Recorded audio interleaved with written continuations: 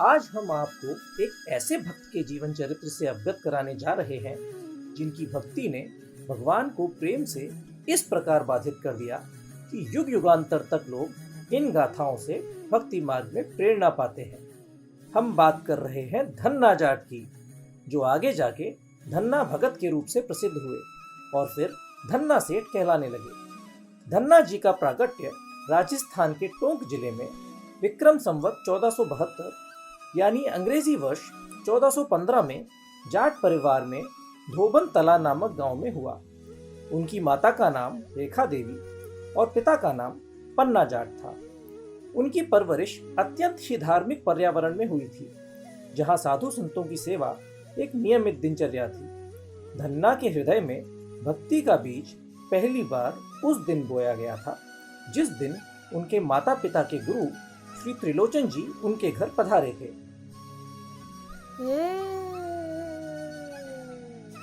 तबड़िक तबड़िक तबड़िक तबड़िक तबड़िक तबड़िक तबड़िक तबड़िक। ये क्या लगा रहे हैं आप? बेटा, ये कर्पूर और केसर से मिश्रित चंदन है।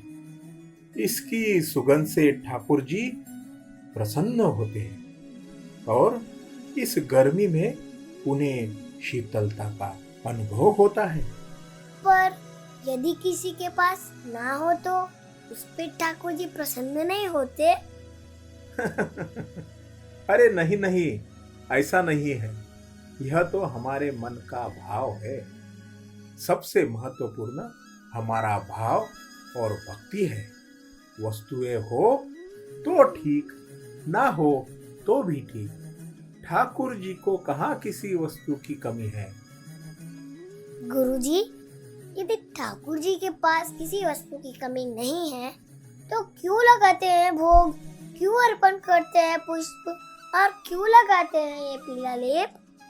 अरे बस कर धन्ना, कितने प्रश्न पूछता है। क्षमा कर दियो गुरुजी। अरे नहीं नहीं बेटा, मनुष्य जीवन का परम उद्देश्य पाने का सबसे पहला लक्षण जिज्ञासा ही है। बच्चे की बढ़ती हुई जिज्ञासा को तर्कपूर्ण संतुष्ट करना माता पिता का कर्तव्य है। किसी भी कार्य को उसके कारण और उद्देश्य जाने बिना किया तो जा सकता है, पर समय आने पर विचारणीय हो जाता है और औपचारिकता बनकर ही रह जाता है। दुख की बात तो यह है कि अक्सर माता पिता बच्चे को अच्छा शिक्षा देते हैं, उनके पालन पोषण में बहुत धन व्यय करते हैं, पर जो सबसे आवश्यक है वही नहीं देते। अपने धर्म का ज्ञान और शास्त्रों की शिक्षा, और इसके बिना हमारी आस्था की नाव को कोई भी डुबा सकता है। माता पिता यह भूल जाते हैं कि उनके द्वारा दी गई कोई भी वस्तु उनकी संतान के साथ कुछ समय के लिए रह सकती है, पर अपने धर्म का ज्ञान न केवल इस जन्म में अपितु प्रत्येक जन्म में और मृत्यु के बाद भी उनकी वास्तविक रक्षा करता है। धर्मो रक्षति रक्षतः। तुम्हारे पिता खेती करके अन्न लाते हैं और तुम्हारी माता रसोई बनाकर तुम्हें जिवाती है, क्योंकि वे दोनों तुमसे प्रेम करते हैं। और जब तुम अपने माता पिता का आदर करते हो, उनकी बात मानते हो और उनकी दी हुई वस्तु में से जब तुम उन्हें कुछ देते हो, तो तुम्हारे इस भाव से वे बड़े प्रसन्न हो जाते हैं। वैसे ही भगवान इस समस्त संसार का भरण करने वाले पिता और पोषण करने वाली माता भी है। जब हम उन्हें हमारी क्षमता के अनुसार कुछ अर्पण करते हैं तो वे बहुत प्रसन्न होते हैं। इसलिए हमें प्रतिदिन कृतज्ञता का भाव से उनका स्मरण, पूजन और सेवा करनी चाहिए। गुरुजी, आपको ये शालिग्राम कहाँ से मिले? ये मेरे परम कृपालु गुरुदेव की असीम अनुकंपा से मुझे प्राप्त हुए थे, अन्यथा मेरी तो कोई योग्यता नहीं थी। क्या कोई भी ठाकुर जी की सेवा कर सकता है? हाँ हाँ, कोई भी कर सकता है, बस निर्मल भाव और दृढ़ संकल्प होना चाहिए। तो गुरुजी, आप ये ठाकुर जी मुझे दे दीजिए, मैं भी इनकी सेवा करना चाहता हूँ। धन्ना क्या बोल रहा है? चुप। क्यों चुप? अभी गुरुजी ने ही तो कहा हमें भी इनकी सेवा करनी चाहिए और कोई भी सेवा कर सकता है। आप बोलिए गुरुजी, आपने ही तो कहा था ना। हाँ हाँ हाँ, पर तो फिर बस आप मुझे अपने ठाकुर जी दे दीजिए, मैं भी आपकी ही तरह इनकी सेवा करना चाहता हूँ। बेटा, बात तो तुम्हारी उचित है, पर तुम अभी बच्चे हो और बच्चे भगवत भक्ति तीव्रता से नहीं कर पाते हैं। यदि बच्चे भक्ति ना कर पाए तो फिर ध्रुव महाराज हरि का मन कैसे हर पाए? यदि बच्चे भक्ति ना कर पाए तो फिर नरसिंह देव किसके लिए प्रकट हो आए? बात तो तुमने सत्य कही है बेटा, पर यह भी तो सत्य है कि हर बच्चा ध्रुव और प्रहलाद नहीं बन सकता। परंतु उनका अनुसरण करके उनके पदचिन्हों पर चलने का प्रयास तो कर सकता है ना। धन्ना, भक्ति मार्ग इतना सरल नहीं है।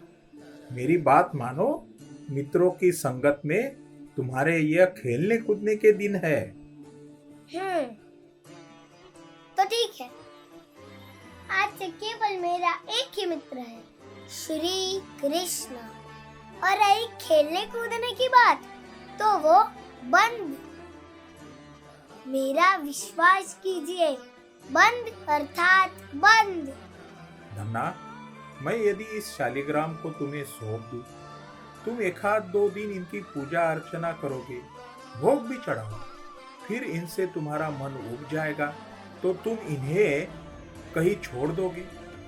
थोड़े बड़े हो जाओ, फिर इनकी सेवा करना, ठीक है? इस समय इनके प्रति तुम्हारा आकर्षण ठीक वैसा ही है जैसे कोई बच्चा किसी नए खिलौने को देखकर आकर्षित होता है। धन्ना, तुम्हारे हाथ में यह खिलौना ही सुहाता है।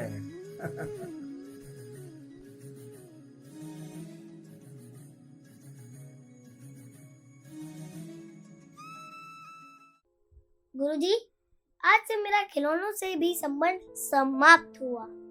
धन्ना, तुम बिल्कुल बचकानी बातें कर रहे हो। बच्चा नहीं हूँ मैं। मित्रों का संग त्याग दिया, अपने खिलौने को भी फेंक दिया, अब कहाँ से मैं कोई बच्चा लग रहा हूँ? गुरुजी, आपने ही तो कहा कि जीवन का लक्ष्य भगवान की सेवा करके उनसे संबंध जोड़ना है। तो जैसे आपके गुरुजी ने आपको ये दी है, वैसे ही आप मुझे ये ठाकुर जी दे दीजिए। मैं खूब मन से इनकी सेवा प्रतिदिन करूंगा। धन्ना, ऐसियत नहीं करते बेटा। पूजा विधि ये सब ब्राह्मणों का कार्य है। हम किसान लोग खेतीबाड़ी में उलझे रहते हैं। हमसे ये पूजा अर्चना कहाँ हो पाएगा। हम तो बस हरि का नाम जप ही कर सकते हैं। हाँ बेटा, जिद कोणी कर, तुम्हारे पिता सही कह रहे हैं। हम ठाकुर जी की पूजा सेवा की विधि कहाँ जानते हैं। कुछ इधर उधर हो गया तो दोष लागे है बेटा, अपराध हो सकता है। माँ, पिताजी, यदि मुझसे कोई भूल हो जाए तो क्या आप मुझे क्षमा नहीं करेंगे? करेंगे ना? तो उसी तरह से ठाकुर जी की सेवा में मुझसे कोई गलती हो जाए तो क्या भगवान मुझे क्षमा नहीं करेंगे? क्या वो मुझे दंड देंगे?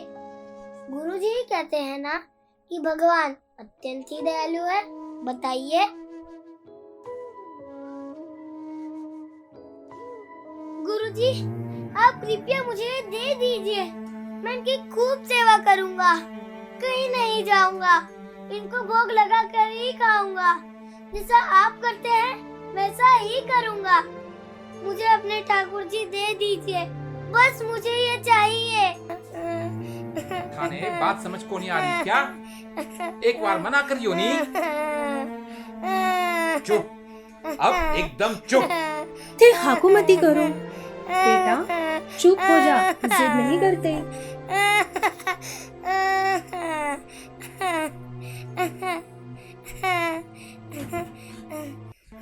अरे नहीं नहीं, बच्चे को रुलाओ मत। देखो, अभी तो मैं यही हूं ना, जब जाऊंगा तब ले लेना, ठीक है? तब तक थोड़ी पूजा विधि सीख लेना। अब शांत हो जाओ। धन्ना की उत्सुकता को देखकर त्रिलोचन जी बड़े असमंजस में फंस गए। वे मन ही मन विचार करने लगे। बातें भले ही कितनी बड़ी बड़ी क्यों न कर गया हो, है तो धन्ना एक बच्चा ही। यदि ठाकुर की सेवा में कोई त्रुटि रह गई तो उसको भी दोष और मुझे भी दोष। पर यदि ठाकुर न दिए तो इसकी निर्मल श्रद्धा खंडित हो जाएगी, बच्चे का मन टूट जाएगा।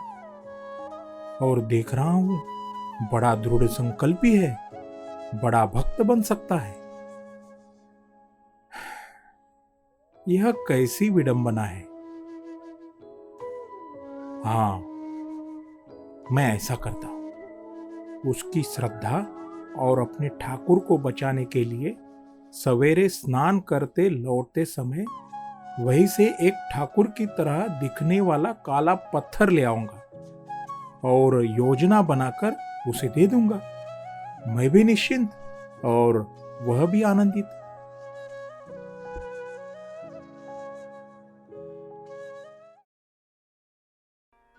और दूसरे दिन सुबह धन्ना के आने से पहले त्रिलोचन जी ने दोनों ठाकुर के साथ पूजा आरंभ कर दी। ओ केशवाय स्वाहा, नारायणाय स्वाहा, माधवाय स्वाहा, गोविंदाय नमः, विष्णवे नमः, मधुसूदनाय नमः, त्रिविक्रमाय नमः, वामनाय नमः, श्रीधराय नमः, ऋषिकेशाय नमः, पद्मनाभाय नमः, दामोदराय नमः, संकर्षणाय नमः, वासुदेवाय नमः, प्रद्युम्नाय नमः, अनिरुद्धाय नमः, पुरुषोत्तमाय नमः, अधोक्षजाय नमः, नरसिंहाय नमः। गुरुजी, आज तो आपने बड़े शीघ्र से ही सेवा आरंभ कर दी। ओ अच्छा, हाँ, माँ ने बताया आज आप जाने वाले हैं ना। गुरुजी, आपको आपका वचन तो स्मरण है ना? वचन? कौन सा वचन? अरे, आप तो इतने बड़े हैं फिर भी भूल गए। आपने कहा था ना कि जब आप यहाँ से जाएंगे तो आपके ठाकुर जी मुझे दे देंगे। अरे हाँ, वो तो मैं भूल ही गया। अच्छा ठीक है, अब तू बता, तू ये राजा ठाकुर लेगा या सिपाही ठाकुर? अरे, मैंने तो देखा ही नहीं। आज दो ठाकुर जी कैसे आ गए? राजा के साथ सिपाही होते हैं ना, वैसे ही यह जो ऊपर विराजमान है वो राजा ठाकुर है, और जो ये नीचे सेवक के समान बैठे हैं वो सिपाही ठाकुर। अब तू बता, तू कौन से रखेगा? एक तू रख और एक मैं। सिपाही को तो लड़ने जाना पड़ता है ना। मैं तो वो ऊपर वाले राजा ठाकुर ले लूंगा, उनकी ही सेवा करूंगा। उचित है। तो आज से यह राजा ठाकुर तेरे और यह सिपाही ठाकुर मेरे। ये मेरे राजा ठाकुर।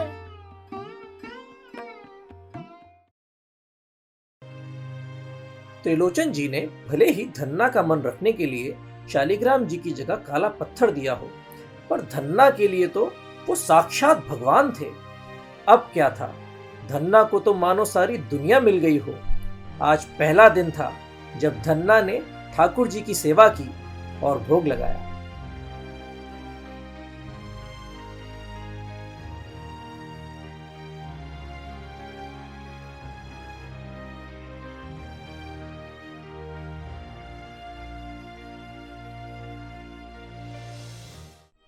और ये रहा भोगा।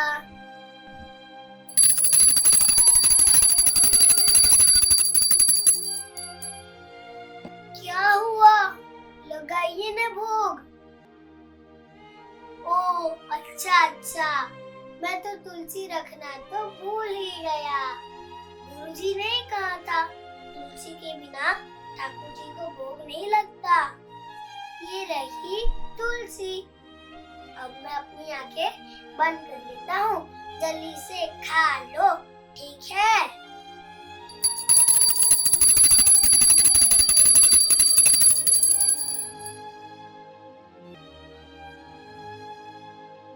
पता नहीं भगवान क्यों नहीं खा रहे हैं। सब कुछ तो वैसा ही है जैसे गुरुजी ने ही बताया था। अब क्या करूं? बड़ी भूख लगी है, पर जब तक ठाकुर जी नहीं खाते तब तक मैं कैसे खा सकता हूँ? अरे आप क्यों नहीं खा रहे हैं? आप स्वयं भी नहीं खा रहे हैं और मुझे भी भूखा रखा है। ये सही नहीं है। सेवा करवा लेते हो, चंदन लगवा लेते हो, किंतु भोग नहीं खाते। देखो ना, माँ ने बाजरे की कितनी प्यारी रोटियां बनाई है। साथ में मक्खन है, छाछ है और एक मिर्ची है। वो थोड़ी तीखी होती है पर थोड़ा गुड़ भी है। वो बहुत मीठा होता है। एक बार खा के तो देखो। अब मैं फिर से अपनी आंखें बंद कर लेता हूँ। जल्दी से खा लेना, ठीक है?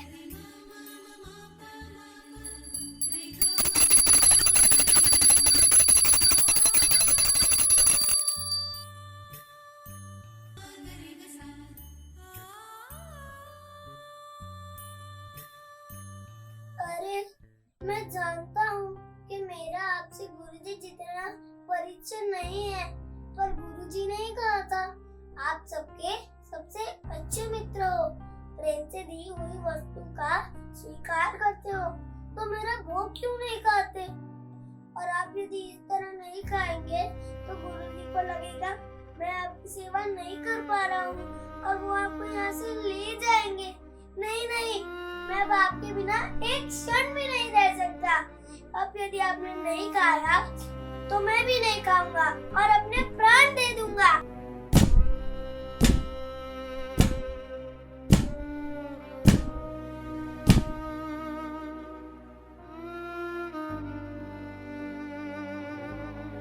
इस तरह 3 दिन तक धन्ना ने भूखे प्यासे रहकर बिताए।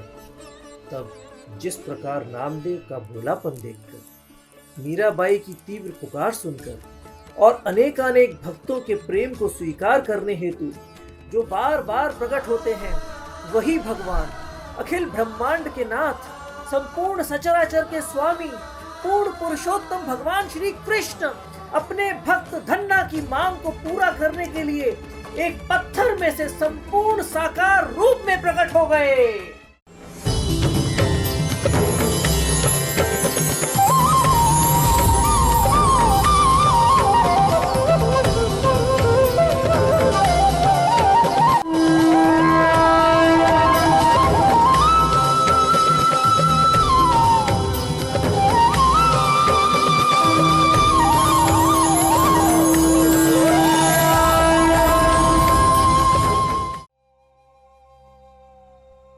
धन्ना, ये क्या?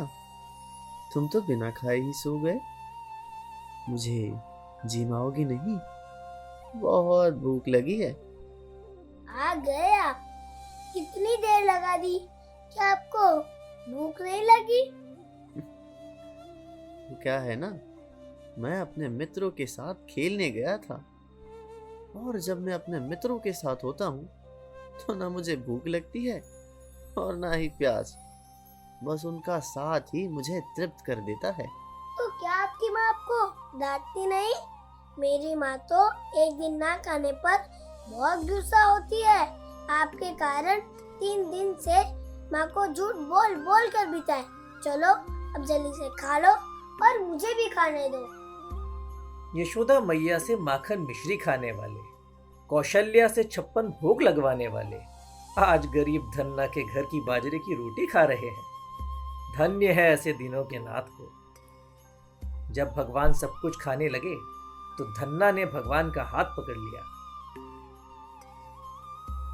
अरे अरे, जानता हूँ आप 3 दिन से भूखे हो, पर क्या सब खा लोगे?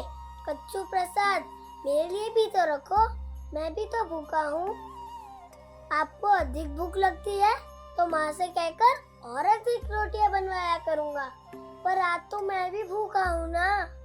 हाँ हाँ, अवश्य। लो, तुम भी खाओ। आज से रोज जो भोग तुम लगाओगे उसमें से आधा तुम्हारा और आधा मेरा, ठीक है? हाँ चलेगा, पर आप जल्दी आना। हाँ, अवश्य। तुम बस भोग लगाना और घंटी बजाना, मैं उसी क्षण आ जाऊंगा और दोनों साथ मिलकर खाएंगे।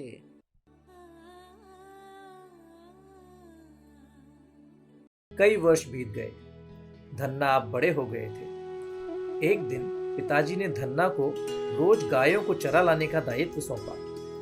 तो प्रतिदिन ठाकुर जी की सेवा पूजा करके और भोग लगा के धन्ना गैया चराने को चले जाते।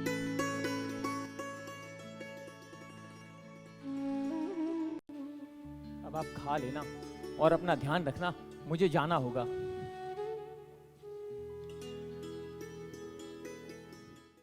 पहले तो तुम दिन भर मेरे साथ रहा करते थे, हम कितना आनंद करते थे, परंतु अब सुबह एक बार मिलकर जाते हो तो सीधा अगले दिन आते हो। अब तुम्हारे बिना मेरा यहाँ तनिक भी मन नहीं लगता। मन तो मारो भी न लागे, पर के करूँ, बापू सारो हुक्म है। वो कहते हैं अब मैं बड़ा हो गया हूँ, मुझे अपने उत्तरदायित्व लेने चाहिए, उनकी सहायता करनी चाहिए। अब खेती करना तो मैंने आवे को नहीं, तो गायों को चरा लाता हूँ और संध्या को लौटते समय इतना थक जाता हूँ कि भोजन किया ना किया गिरते ही सो जाता हूँ। आपके पास आने का समय ही नहीं रहता। तो तुम एक काम करो, मुझे भी अपने साथ वन में ले चलो, जहाँ तुम वहाँ मैं। नाना ठाकुर जी, हेते क्या कह रही हो? आप अटेस रहो, कम से कम यहाँ पर छांव तो है। जंगल में बड़ी कड़ी धूप होती है, बहुत कष्ट होता है, गायों के पीछे पीछे चलना पड़ता है, सबका ध्यान रखना पड़ता है, और आपको तो गैया चराना आता भी नहीं होगा।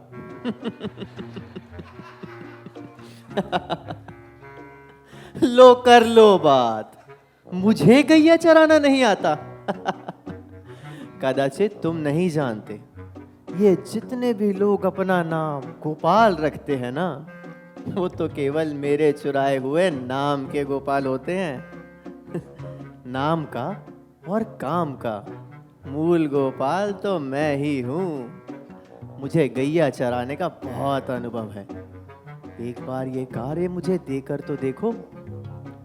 अच्छा, चलो ठीक है, तुम कहते हो तो मान लेता हूँ, पर गैया चराने में ध्यान रखना, हमारी गैया थोड़ी टेढ़ी है।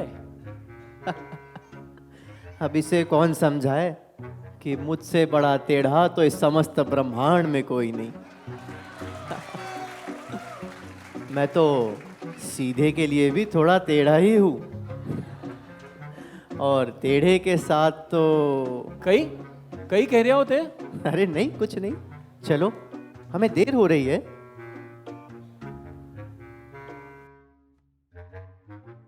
इस तरह नित्य क्रम चलता रहा। एक दिन कई वर्षों के बाद त्रिलोचन जी फिर धन्ना के घर पधारे। हरिओम। ओहो, आइए गुरुजी आइए, धन्य भाग हमारे जो फिर पधारे। प्रणाम गुरुजी, इस बार बहुत वर्षों के पश्चात पधारे। हाँ, पानी बहता भला साधु चलता भला। यही निकट के गांव में आया था तो सोचा अपने नन्हे भगत से मिलता चलूं। कहाँ है हमारा धन्ना भगत? गुरुजी, अब आपका वो नन्हा सा धन्ना बड़ा हो गया है, खेतों में जाता है, गायें चराता है। अच्छा, अभी आता ही होगा, ये लीजिए, आ गया। अरे गुरुजी, पगेला गुस्सा, कैसे हैं आप? जीते रहो वत्स। राम राखे ऐसा रहना, बाकी साधु का हाल क्या कहना। और कैसे चल रही है हमारे भगत की ठाकुर सेवा? साधु की सीख और हरि से प्रीत, यही सुगम जीवन की रीत। आपकी दया से जब से ठाकुर का संग पाया है, जीवन में एक नया ही रंग आया है। बड़ी बड़ी बातें ही करता है।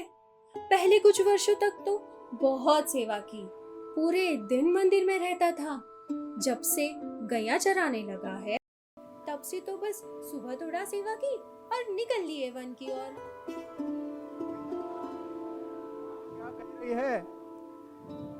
ठाकुर को गायों को पा गए तो ठाकुर को भूल गए। अक्सर समृद्धि और प्रवृत्ति में ठाकुर जी का स्मरण नहीं होता है। अरे नहीं नहीं गुरुजी, जिस गोपाल ने गैया दी, घर दिया, स्मरण शक्ति दी, वैसे गोपाल को भला कैसे भूल सकते हैं? और स्मरण तो उनका किया जाता है जिनको कभी भूला जा सके। अब हमारी सभी भूलों को भूलने वाले ऐसे भोले भगवान को कोई चाह कर भी कैसे भुला सकता है? अर्थात कहना क्या चाहते हो? मेरा कहने का मतलब ये है कि उनको तो मैं कभी भूला ही नहीं। शुरू में तो उन्होंने बहुत तड़पाया, कितनी सेवा करता था, सारी सेवाओं का स्वीकार करते थे, पर जाड़े भोगरो समय आवे तो खावे ही ना, बड़ो नखरो करे, मुंडो ही नहीं लगावे। पर जब मैंने आपका नाम लिया तो जो खाना शुरू किया तो उसके बाद खाते ही जाए, रुके ही ना, मारे रोकनो पड़ गयो। हो सकता है कि हमारी उनसे पहचान ना हो उसी के कारण, पर अब तो हमारी उनसे बहुत अच्छी मित्रता है और वो मेरे साथ गैया चराने भी आते हैं। क्या तो तुम्हारे साथ गाय जंगल आते हैं? हाँ, और ऐसी गैया चरावे कि बस पूछो मत। मारे तो गैयन को घसीट के ले जाना पड़ता था। अब वो है बस आगे आगे चलते हैं और सारी गैया अपने आप उनके पीछे पीछे चलने लगती है, मानो वो कोई चुंबक हो और मेरी सारी गैया एक लोहा। बड़ो ही अद्भुत दृश्य होवे गुरुजी। ये कैसे संभव है? उन्होंने तो केवल द्वापर युग में ही गाय चराई थी, और वो भी केवल वृंदावन में लगभग 11 वर्षों तक, और फिर बाद में तो फिर ना तो मथुरा में और ना ही द्वारका में। अब वो ठहरे ठाकुर, उनके लिए क्या द्वापर, क्या सतयुग और क्या कलयुग, सभी युग उनसे है, वह किसी युग से ना है। हाँ ठीक है, लेकिन हर एक लीला का एक समय होता है। अरे उनके लिए कोई समय नहीं होता। मैं आपसे कहता हूं ना कि वो मेरे साथ जंगल में गैया चराने आते हैं। अगर आपको विश्वास ना हो तो आप चलकर देख लीजिए। क्या ये सच कह रहा है?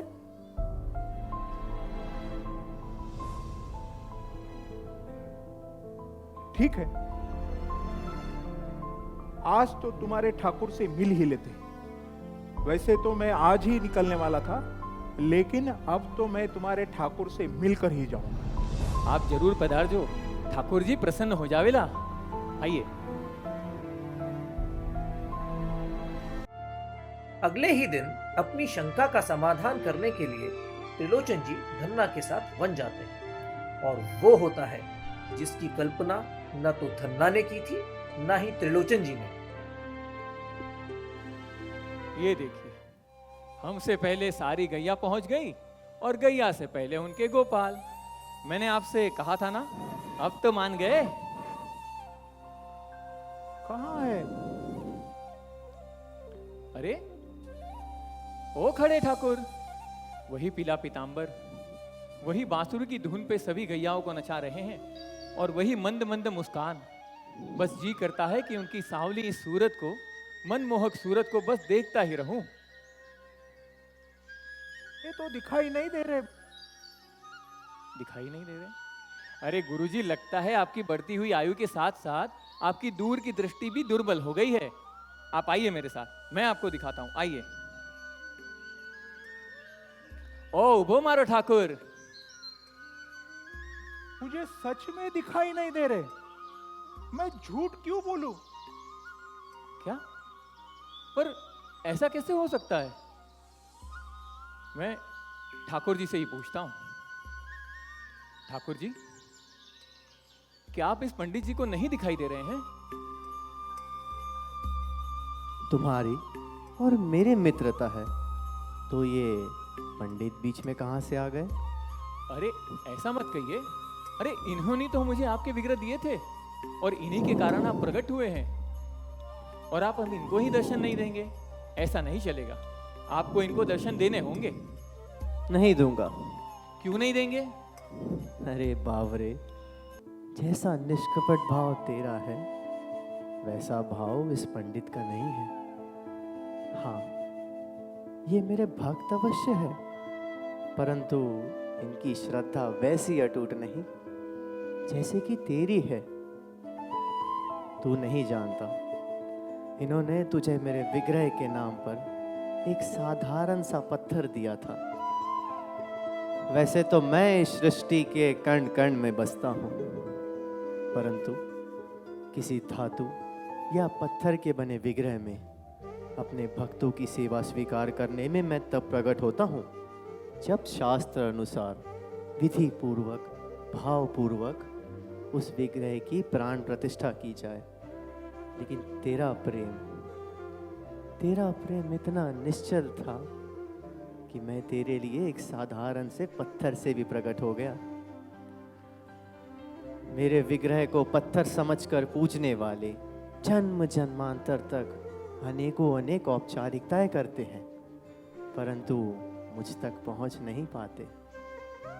पत्थर में भगवान भावनाओं से बसते हैं। यदि भावना ही ना हो तो साक्षात भगवान भी पत्थर ही लगते हैं।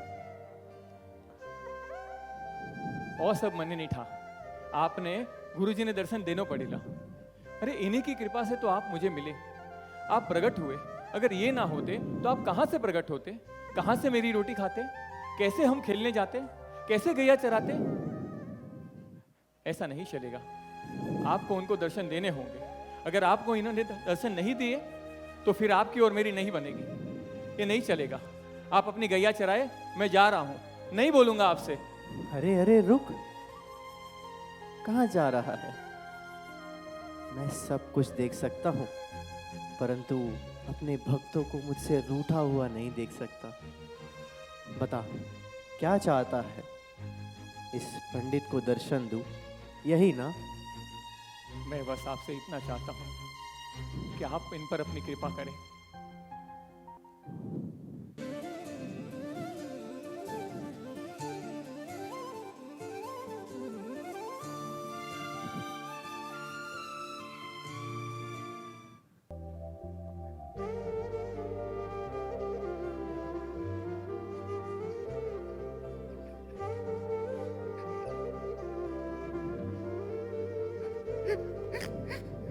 हे गोविंद,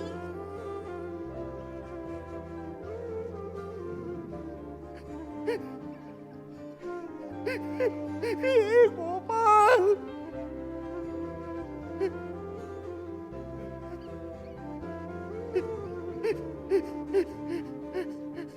हे गोविंद।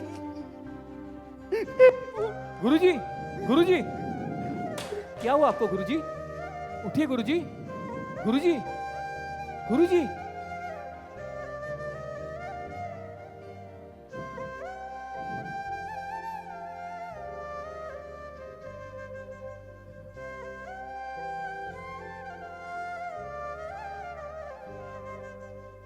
मेरी वर्षों तपस्या से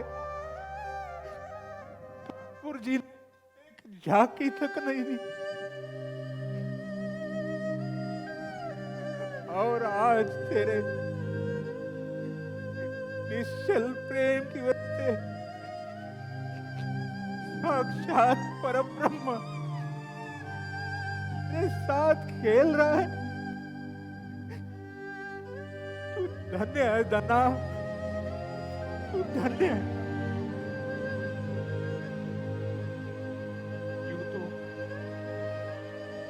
यूं तो गुरु अपने शिष्य को भगवान के दर्शन कराता है, पर आज आज मेरे शिष्य के पुत्र ने मुझे भगवान से मिलाया।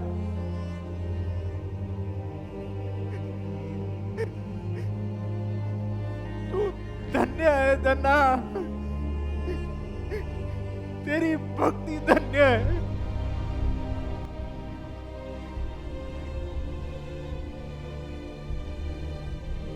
धन्ना, तू ही मेरा गुरु है। नहीं गुरुजी नहीं, ऐसा मत कहिए गुरुजी। तू ही मेरा। आप पूजनीय है, आप वंदनीय है। ये सब आपके आशीर्वाद और मेरे ठाकुर जी की ही कृपा है। अगर इस संसार में कोई पैर में पड़ने लायक है तो वो केवल ठाकुर है और कोई नहीं। इनकी ही एक शरण लेने लायक है। हे गोविंद, हे गोपाल।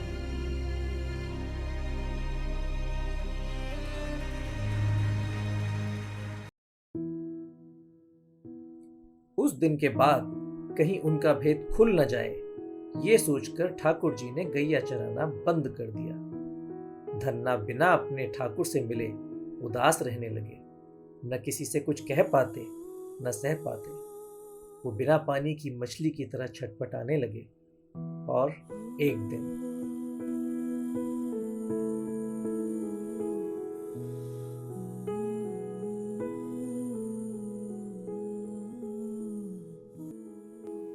ठाकुर जी को बस एक बार देखकर गुरुजी प्रेमावश में विवल हो गए और उनका ये हाल हो गया। मैं तो इतने समय से ठाकुर जी के साथ हूं और मुझे तो ऐसा कोई भी अनुभव नहीं हुआ। मेरी आंख से आंसू तक नहीं निकले।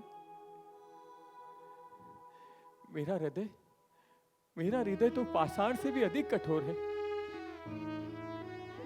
जिसमें ना तो प्रेम है और ना ही किसी प्रकार की भक्ति।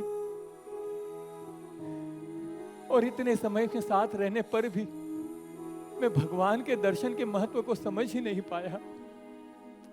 अरे कितना टोपा हूं मैं, कितना गेला हूं।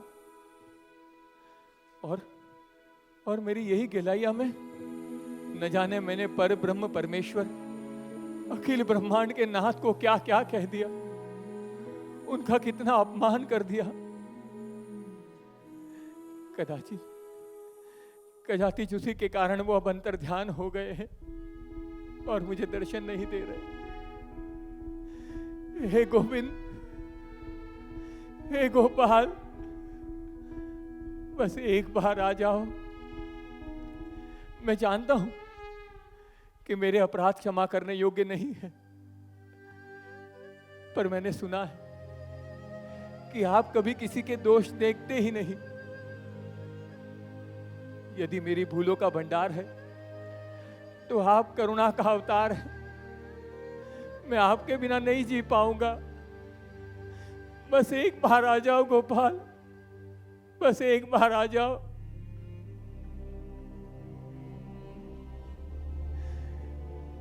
आपके विरह में जीना मेरे लिए बहुत दुष्कर है। आपके विरह में जीने से तो अच्छा है कि मैं आपके विरह में अपने प्राण दे दूं। हाँ, मैं नदी में कूदकर अपने प्राण दे दूंगा। नहीं जीऊंगा आपके बिना, नहीं जीऊंगा।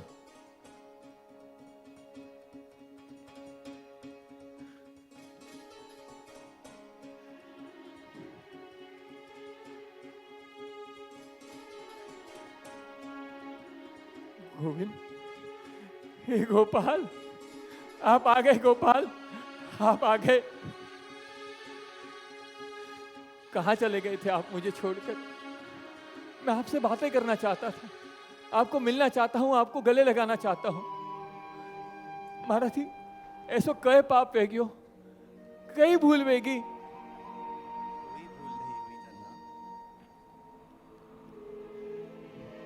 यदि कोई भूल नहीं हुई तो आप क्यों चले गए? पहले तो बिना कारण ही आपने मुझे कितनी कृपा दी, और अब पहले जो तुम्हें कृपा प्राप्त हुई वो तुम्हारे भोले भाव के कारण, निष्कपट व्यवहार के कारण हुई। तो क्या अब मुझ में कपट आ गया है? क्या अब मैं आपका वो धन्ना नहीं रहा? नहीं नहीं, कोई कपट नहीं आया। पर अब तो बच्चा नहीं रहा, बड़ा हो गया है। तो क्या आप बड़े लोगों को नहीं मिलते? अगर ऐसा ही है तो आप मुझे फिर से बच्चा बना दीजिए। अगर बड़ा होने से आपसे दूर जाना पड़े तो मुझे नहीं बनना है ऐसा बड़ा। अरे बावरे, फिर से बच्चा नहीं बनाया जा सकता, ये संभव नहीं है। मैं वो सब कुछ नहीं जानता। मुझे बस इतना पता है कि आपके बिना जीना मेरे लिए अब दुष्कर है। क्या आपको कभी मेरा स्मरण नहीं होता? क्या आपको कभी याद नहीं आता कि हम कैसे साथ में खेलते थे, कैसे गैया चराने जाते थे? अब क्या माँ के हाथ की रोटी भी नहीं खाओगे? क्या अब वो सब कुछ नहीं होगा? होगा, सब कुछ होगा, पर उसके लिए तुझे कार्य करना होगा। मरता क्या नहीं करता। जैसे मरता हुआ व्यक्ति अपनी सांसों के लिए तड़पता है, मैं वैसे ही आपके विरह में मचल रहा हूँ। मुझे बस इतना बताइए कि मैं ऐसा क्या करूँ जिससे आप मुझे फिर से मिल जाए और आने के बाद फिर कभी कहीं नहीं जाए। बताइए मुझे। तुझे दीक्षा लेनी होगी। दीक्षा? वो क्या होता है? दीक्षा अर्थात तुझे गुरु का आश्रय लेना होगा, तुझे मंत्र लेना होगा। क्या आपको गोविंद गोविंद कहकर पुकारना, आपको गोपाल गोपाल कहकर आवाज देना, क्या ये आपका मंत्र नहीं है? और मैंने सुना है कि गुरु का आश्रय तो आपको पाने के लिए होता है। सभी शास्त्रों का अध्ययन, सारे मंत्र जप का एक ही उद्देश्य है, आपकी प्रसन्नता, आपकी प्राप्ति। और जब आप साक्षात मिल गए हैं तो इन सब चीज की क्या आवश्यकता है? आवश्यकता है। वैसे तो हम सबको अपना मानते हैं, परंतु जब भी कोई प्रसंग हो या विपत्ति हो तो हम केवल अपने माता पिता और परिवार वालों को ही आमंत्रित करते हैं। ऐसा क्यों? कदाचित इसलिए कि मेरा उनके साथ निकट का संबंध है। हाँ, उसी प्रकार गुरु और परंपरा के माध्यम से जब कोई मुझसे जुड़ता है तो वो मेरे परिवार का सदस्य बन जाता है। परंतु इसका अर्थ कदापि ये नहीं कि मैं अन्यों को पराया मानता हूँ। जब बिना गुरु कृपा के मिलता हूँ तो मैं ऐसी ही चंचलता करता हूँ, ऐसे ही अस्थायी रूप से आता हूँ जाता हूँ, आता हूँ जाता हूँ। परंतु जब गुरु कृपा से मिलता हूँ तो आता तो हूँ पर जाता नहीं हूँ। मेरा प्रेम, मेरी भक्ति बिना गुरु कृपा के ऐसी ही स्थायी नहीं रहती। ये मेरी ही बनाई विधि है। बिना गुरु कृपा के, बिना गुरु अनुशंसा के मैं स्थायी रूप से किसी को नहीं अपनाता। आप मुझे बस इतना बताइए कि मुझे गुरु कैसे और कहाँ मिलेंगे? जैसे गुरु कृपा से मैं मिलता हूँ, वैसे ही मेरी कृपा से गुरु मिलते हैं। तू यहाँ से काशी चला जा, वहाँ पर मेरे ही स्वरूप पे पंचगंगा घाट पर श्रीमान रामानंदाचार्य जी विराजमान है। जा और उनसे दीक्षा ले। जो हुकुम महाराज ठाकुर, जो हुकुम आपने पाने वास्ते मैं की भी कर सकूं, की भी कर सकूं।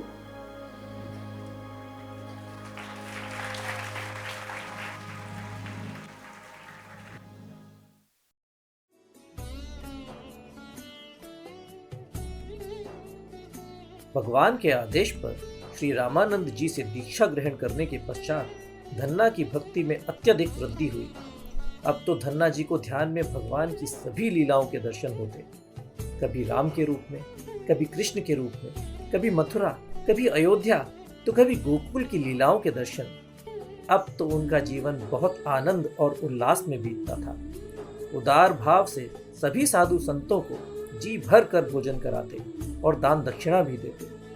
दिन प्रतिदिन दूर दूर से साधु संतों की टोलियां आने लगी और धन्ना की रोटी बहुत प्रचलित हो गई। पहले तो ठीक था, पर जब उनकी उदारता उनके परिवार निर्वाह में बाधा बनने लगी, तब एक दिन उनके पिता ने उन्हें बुलाया। देख भाई धन्ना, मुझ कहना तो नाचार्यों पर कहना पड़ रहा है। माना कि साधु संतों की सेवा करनी चाहिए, पर बेटा सेवा भी उतनी ही करनी चाहिए जितनी निभे। अरे तू तो दोनों हाथों से ऐसे लुटा रहा है, ऐसे भंडारे चला रहा है मानो तेरा बापू सा कोई राजा हो। अरे वो किसान हूं, किसान। ये जो अनाज है ना, ये हमारा मूल धन है, जिससे कि हमारा वर्ष भर का निर्वाह चलता है। महीने में एक आध दो हो तो ठीक, पर दिन में दो दो बार भंडारे, अब ये सब ना होवे मारे से। हाँ, यूं मत ही बोलो बाबू साहब, साधु संतों की सेवा करना तो मैंने आपसे ही सीखा है, और साधु संतों की सेवा करने के लिए आज आप मना कर रहे हो। साधु संतों की सेवा तो बड़े भाग्य से मिलती है। अपनी सारी इच्छाओं और आकांक्षाओं को छोड़कर भगवान के मार्ग पर अपना जीवन समर्पित करने वाले ऐसे महानुभाव को क्या हम थोड़ा सा अन्न या थोड़ा सा धन नहीं दे सकते? बेटा, दे तो सकते हैं, पर उतना ही दे सकते हैं जितना हमारे पास हो। वैसे तो संसार में कितने साधु संत होंगे, क्या सबको देने की क्षमता है हम में? अपनी घर गृहस्थी रो ध्यान भी तो रखनो है दोपा। बापू साहब, माँ, ये सत्य है कि संसार में रहने वाले सभी साधु संतों को हम नहीं जिवा सकते, पर क्या हमारे द्वार पर आए हुए भिक्षुक को थोड़ा सा अन्न या थोड़ा सा धन दे दिया तो क्या हमको कम पड़ जाएगा? जब हम किसी द्वार पर आए हुए को कुछ देते हैं तो हमें लगता है कि हमने उस पर उपकार किया है, उसे कुछ दिया है, पर वास्तविकता तो ये है कि हमने उसे नहीं, उसने हमें दिया है। हाँ, हमारे द्वार पर आने वाला प्रत्येक याचक भगवान की प्रेरणा से हमारे पुण्य फल को बढ़ाने आया है। भौतिक जगत में मिलने वाले थोड़े से धन या अन्न के बदले हमें वो आने वाला याचक सत्कर्म पे रहने वाले वो आशीर्वाद देता है जिससे हम परमानंद को प्राप्त कर सकते हैं, और जिसका किसी भी लोक में कभी नाश नहीं होता, और जो सबसे अमूल्य है। और क्या हम थोड़ा सा अगर दे देंगे तो उससे हमें कमी तो होगी नहीं। और साधु संतों को देने से आज तक कभी किसी का नुकसान नहीं हुआ। मैं सिर्फ आपसे इतना कहता हूं कि हमें साधु संतों को खिलाने में कोई हिचकिचाहट नहीं होनी चाहिए। और वैसे भी ये कौन जानता है कि कौन किसके भाग्य का खाता है? भाग्य के फल कठोर परिश्रम के खाद और पानी के प्रयास से पानी से सींचा जाता है। दान पुण्य करना है तो स्वयं कुछ कमाओ और फिर करो। मारे छाती माते मूंग दालीला या खुद भी कुछ करेला। थे गले जो ठंडो राखो, कई बोल रिया हो ठंड राखो। तू लाड मती कर, बच्चा नहीं है ये। नाम धन्ना होने से क्या सदे तो ना मुन्ना ही रहेगा। धन्ना, अब अपनी आय बढ़ाओ, कुछ कमाओ, और फिर चलाना तुम्हारे ये भंडारे और ये तुम्हारे परोपकार। ठीक है बापू साहब, मैं अपनी बात समझ ली। अब आप ही बताओ, कई करनो रियो। खेती करनी तो मैंने आवे को नहीं, और न था ही कभी सिखाई। सीखने वाले को सिखाना नहीं पड़ता, देखकर ही व्यक्ति बहुत कुछ सीख जाता है। क्या कभी मुझे देखा नहीं खेती करते हुए? कैसे हल चलाता हूं, कैसे बीज बोता हूं। दिन भर खेतों में राम राम करते बैठा था, थोड़ा काम भी कर लिया होता ना तो आज ये सब कहना नहीं पड़ता। अब खड़े खड़े मुंह क्या देख रहा है मेरा? वो रहा गेहूं के बीज, उठा उसे और जा खेतों में बोआ। बड़ा या भंडारे चलाने वाला। बेटा, अपने बापूसा के बात का बुरा नहीं लगाना। नहीं माँ, पिता की फटकार में और माँ की दुलार में ही बेटे का हित होता है। आज उनके गुस्से के पीछे छुपा हुआ उनका अधिकार और उनके प्रेम को स्पष्ट रूप से देख सकता हूं, जो मेरे लिए चिंता बनकर उभर रहा है। पर सच कहूं मां, कभी कभी किसी किसी बात का थोड़ा सा बुरा भी लगना ही चाहिए।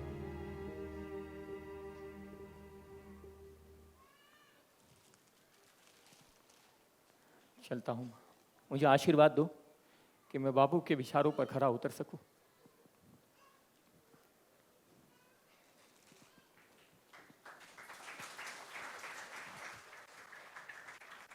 कहते हैं व्यक्ति के सत्कर्मों की सुगंध उससे पहले पहुंच जाती है। धन्ना का आतिथ्य सत्कार से परिचित साधुओं की एक टोली धन्ना का पता पूछते पूछते उसी मार्ग पर आ जाती है जिस मार्ग से धन्ना अपने खेतों में जा रहे होते हैं।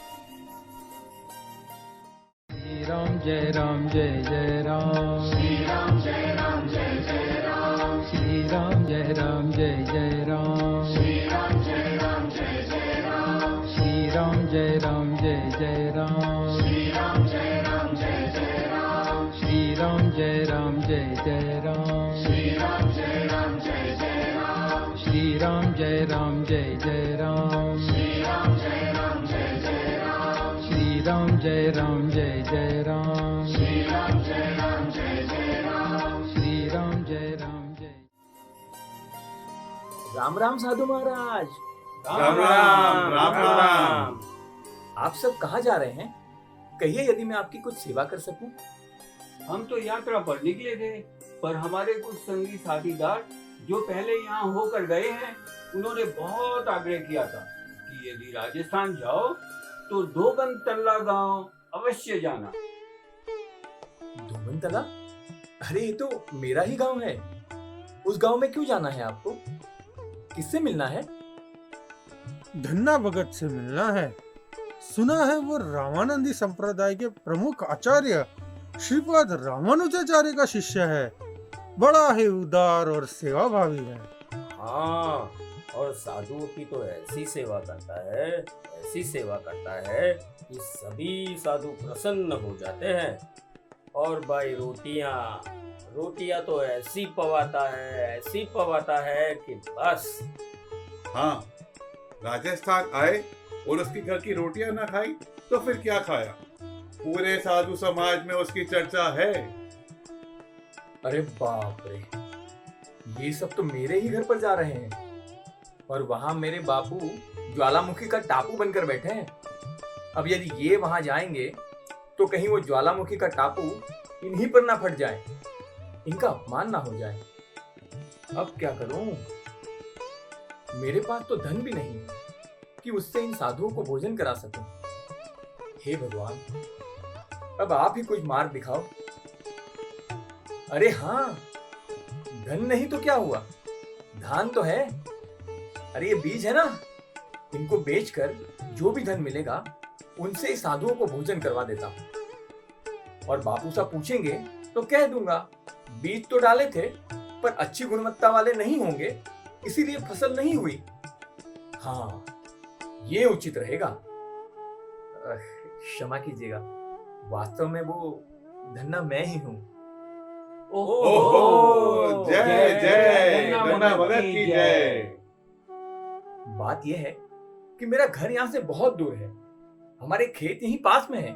आप सब हाथ मुंह धोकर पेड़ के नीचे बैठिए, मैं आप सबके भोजन का प्रबंध करके अभी आता हूँ। खेतों में बोने वाले बीज को बेचकर धन्ना ने सभी साधुओं को स्वादिष्ट भोजन करा के तृप्त किया और सब धन्ना को आशीर्वाद देकर जाने लगे।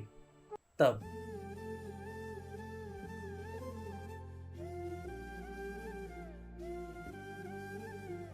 धन्ना भगत, वाह, आपके भजन का रस तो रोटियों में झलकता है।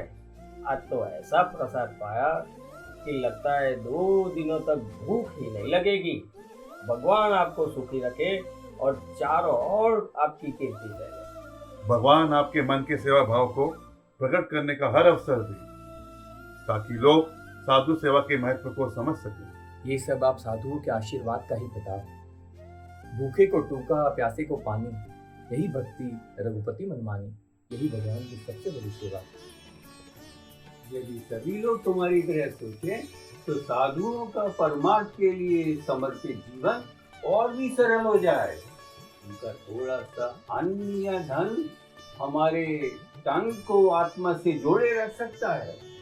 मेरा मानना तो ये है कि भगवान को लगाया हुआ भोग भगवान खाते हैं या नहीं, इस बात में तो किसी को संदेह हो सकता है, पर जब वही भोग प्रसाद बनकर ब्राह्मणों और वैष्णवों के मुख में जाता है तो वो सीधे भगवान तक पहुंचता है, क्योंकि यज्ञ में आहुति के साथ साथ ब्राह्मणों और वैष्णवों के मुख से भी भगवान स्वयं खाते हैं।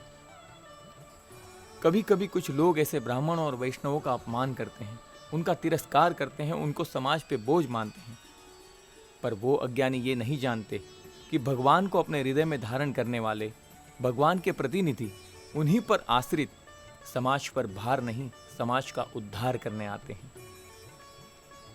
थे सब संत गनोती, हमारी एक विनती है, मुझे बस इतना आशीर्वाद दीजिए कि आप सब भक्तों की सेवा मुझसे ना छूटे, क्योंकि मैं अच्छी तरह से जान गया हूँ कि भगवान की भक्ति से भगवान का मिलना ये भगवान की इच्छा है, पर भगवान के भक्तों की सेवा से भगवान का मिलना ये उनकी विवशता है। भगवान तुम पर अपनी कृपा हमेशा बनाए रखे। जय गोपाल जय जय गोविंद जय जय गोपाल जय जय। क्यों भाई धन्ना, ये कैसे बीज डाले हैं खेतों में? अरे लगता है इनको पता चल गया कि मैंने बीज की जगह रेत डाली थी। क्यों, क्या हुआ? अरे पूछ, क्या नहीं हुआ? आज 10 ही दिनों में इतनी भारी उपज, कहाँ से लाया ये बीज? हमें भी बता, हम भी वहीं से लाएंगे। अरे बाप रे, अब तो पक्का ये मेरा हाथ से उड़ा रहे हैं। कहीं बापू साहब को जाकर कह ना दे। अरे क्यों हाथ से कर रहे हो मेरा? मैंने तो वही डाले जो आप सब डालते हैं। मुझे तो लगता है कि ये जब से काशी जाकर आया है ना, अवश्य ही कोई मंत्र सीख कर आया है। एक ही मंत्र मारो और 10 दिनों में खेती उगाओ। हमें भी बता दे धन्य। चल भाई, चलते हैं हम। अब ध्यान रखियो अपनी खेती का, उगाने से ज्यादा संभालने में मेहनत लागे। राम राम भाई। राम राम राम राम। अब इनको कौन बताए कि बीज तो खेती में डाला ही नहीं तो उपजेगा क्या, और अगर कुछ उपजा ही नहीं है तो रखवाली किसकी करूं? और ये सब इतने विश्वास से कह रहे हैं कि मेरी खेती लहरा रही है, और एक साथ सारे लोग झूठ तो नहीं बोलेंगे। चलो चलकर देखता हूं कि ये रेत के बीज से अंकुर कहां से निकला।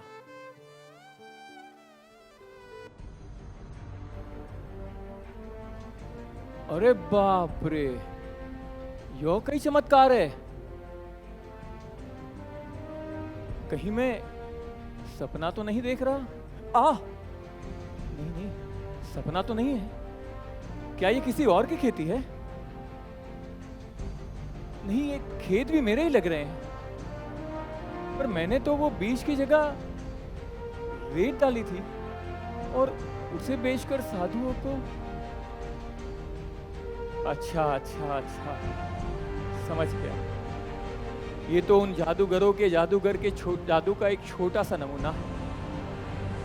समझ गया। मैं ये कैसे भूल सकता हूँ कि जो भगवान छोटे से बीज में पूरे वृक्ष को छिपा के रख सकते हैं, जो अमावस की काली रात को चंद्रमा से सजा सकते हैं, जो हर अनहोनी को होनी कर सकते हैं, ऐसे सुगम प्रभु के लिए क्या दुष्कर हो सकता है। वाह मेरे नाथ वाह, खूब परसों दियो थे। आपने एक बार फिर प्रमाणित कर दिया कि आपके लिए किया गया कोई भी कार्य, आपके भक्तों का किराया हुआ भोजन कभी अर्थ नहीं जाता, और आप हमेशा उसका ध्यान रखते हैं। और यही वास्तव में आपकी कृपा प्राप्त कर वही व्यक्ति धनवान होता है। चलो, अब जिसने उगाई है रक्षा भी वही करेंगे। हम चलते हैं, अपने राम राम करेंगे। आपका आपको अर्पण।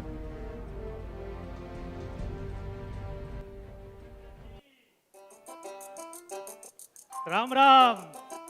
राम राम राम राम। कहिए। मैं काम की शोध में हूँ, कुछ काम हो तो बताइए। काम? पर तारो नाम की है? मारो नाम मारो नाम सौंदिया। सोंधिया? एरो केरो नाम। वैसे क्या काम कर लेते हो? वैसे तो सब कुछ जानता हूं। इस संसार में ऐसा कुछ नहीं जो मैं ना कर सकूं। पर रखवारी रखवारी तो बहुत बढ़िया करता हूं। रखवाली? अरे भाई, मेरे पास तो कोई हीरे जवेरात, कोई ऐसे आभूषण नहीं है कि जिसकी रखवाली कराऊं। अब किसान का घर है, आटा दाल चावल होते हैं। अब वो कोई ले गया तो ले गया। अब खाने वाले राम, खिलाने वाले राम, तो रोकने का मेरा क्या काम? ले जाने दो। अरे घर की नहीं तो कहीं और की करवा लो। अरे खेत खलियान की ही करवा लो। बहुत बढ़िया रखवाली करता हूं। अच्छा, खेतों की रखवाली कर लोगे? हाँ हाँ, अरे करवा के तो देखो। अगर एक दाना भी इधर से उधर हो तो कहना। अच्छा, वो सब तो ठीक है, पर ये बताओ कि तुम रखवाली करने का लोगे क्या? मैं तो बहुत संतुष्ट आत्मा हूं, पर पेट मेरा भी तो है। अच्छा, एक काम करना, फसल से 1/3 दे देना। 2/3 आपका, 1/3 मेरा। 1/3? अरे ना बाबा ना, तारो माथो खराब वेग्यो है कई? अरे खेती म्हारी, बीज म्हारा, हल मारो, खेती मुंह करूं, मेहनत मुंह करूं, अने 1/3 तुझे दे दूं? अरे भाग हटाऊं? देखो देखो, खेत मेरा कह लो, हल भी मेरा कह लो, पर बीज बीज मेरे मत कहना। इससे कम में बात ना बनेगी। जा रहा हूं मैं। अरे बाप रे, लगता है इसको पता चल गया कि मैंने बीज की जगह रेत डाली थी। कहीं जाकर ये सबको बता ना दे। अरे सुनो सुनो सुनो, अरे मुझे स्वीकार है, पर ध्यान रखना, जो भी नुकसान होगा वो 1/3 में से ही काटूंगा। अच्छा ठीक है, पर मेरी भी एक शर्त है। मेरे कपड़े लत्तों की और गर्मा गर्म रोटियों की व्यवस्था भी करनी पड़ेगी। हाँ, और दोपहर में गरम गरम रोटियां खेतों में पहुंचनी चाहिए, कह देता हूं। अब रोटी भी मैं ही खिलाऊं? ये अजब दादागिरी है। चलो ठीक है। चलो, राम राम। राम राम। इस तरह सोंधिया के साथ रखवाली की बात पक्की होने पर प्रतिदिन धन्ना दोपहर को सोंधिया के लिए गरम गरम रोटी लेकर आते। पहले उसे खिलाते, फिर खाते। एक दिन धन्ना को आने में देरी हो गई। समय अधिक होने के कारण सोंधिया दुपट्टा ओढ़कर सो गया।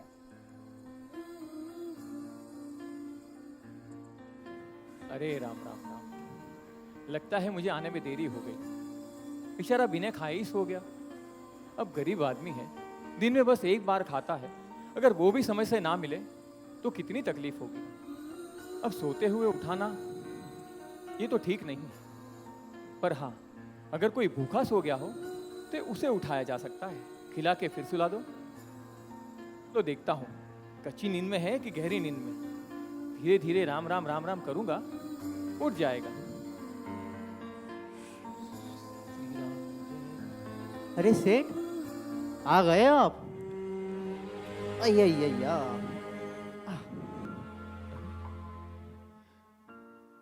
प्रभु आप? कौन प्रभु? अरे मैं तो सोंधिया हूँ, सोंधिया। और ये क्या कह रहे हो? लगता है खोट आ गया है मन में। फसल काटने का समय आ गया है तो मुझे कोई और बता रहे हो? नहीं नहीं नहीं नहीं नहीं, ये नहीं चलेगा। एक एक दाने का 1/1 तिहाई लूंगा, छोड़ूंगा नहीं। मैं तो पंचायत बुलाऊंगा। रखवाली नहीं की क्या? हाँ, परिश्रम नहीं किया क्या? बुलाओ पंचायत, मैं भी देखता हूँ। मैं भी कहूंगा पंचायत से। आप मेरे साथ छल करते हो, मेरे हाथ से रोटी खाते थे, मेरे साथ खेलने आते थे, और अब आंख मिचोली कर रहे हो। बुलाओ पंचायत, सबको बता दूंगा, आपकी सारी पोल खोल दूंगा। ये कहते थे अब बड़ा हो गया है, ये मत कर। बड़ा हो गया है, वो मत कर। मैं तो बड़ा हो गया, आप कब बड़े होंगे? आपकी नादानी नहीं जाती आपसे। ऐसा छल मत करो मुझसे। कहा जाता है कि स्वामी किसी भी वेश में आए, एक कुत्ता उसको अवश्य पहचान लेता है, पर आपकी कृपा के बिना आपको कोई नहीं जान सकता। आज एक बार फिर आपकी कृपा के आपको जान पाया हूं। मेरे साथ ये अन्याय मत करो। अब तो हमारे मंदिर पधारो। बच्चा था तब से आपसे सेवा करवा ली, अब तो मैं सिर्फ आपकी सेवा करूंगा। अगर मैं चाहूं तो भी मेरे मन में ऐसा विचार मत आने देना कि मैं आपसे दूर हो जाऊं। मैं आपको छोड़ कर नहीं जाना चाहता प्रभु, अब आपको छोड़कर कहीं नहीं जाना चाहता। आप कहीं मत जाइएगा। बावरे, बहुत भूख लगी है, मुझे जिमाओगे नहीं? आज तक मैंने तुझे कुछ नहीं दिया धन्ना, आज मांग, क्या वर दूं तुझे? आपने तो बिना मांगे ही सब कुछ दे दिया, पर अगर फिर भी आप कुछ देना चाहते हैं तो आपसे पाना मेरा भाग्य ही होगा और मेरा सर्वाधिक हित भी। मुझे बस इतना वरदान दीजिए, स्वयं ही भूखो ना रहूं, साधु न भूखो जाए, स्वामी इतनो दीजियो जामे कुटुंब समाए। बस इतना आशीर्वाद दीजिएगा कि मेरे द्वार पर आने वाला कोई भी साधु कभी भूखा ना जाए, मैं उनकी सेवा कर सकूं। बस इतना आशीर्वाद चाहता हूं आपसे। तथास्तु, सदा भंडार भरे रहेंगे तेरे।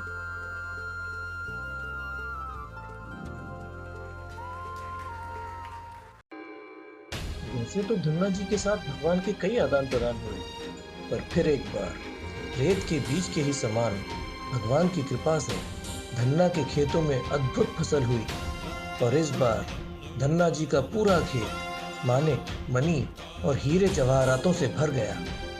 भगवान से पाए हुए धन का प्रयोग धन्ना जी ने जी भर के परोपकार के लिए किया। जो भी उनके पास आता जी भर के धन पाता और इसीलिए धन्ना जी धन्ना भगत से धन्ना सेठ के नाम से प्रचलित हुए और इतना दान दिया कि कहा जाता है कि उनके द्वारा दिए हुए हीरे जवाहरातों के दान द्वारा पूरा एक तालाब भर गया था।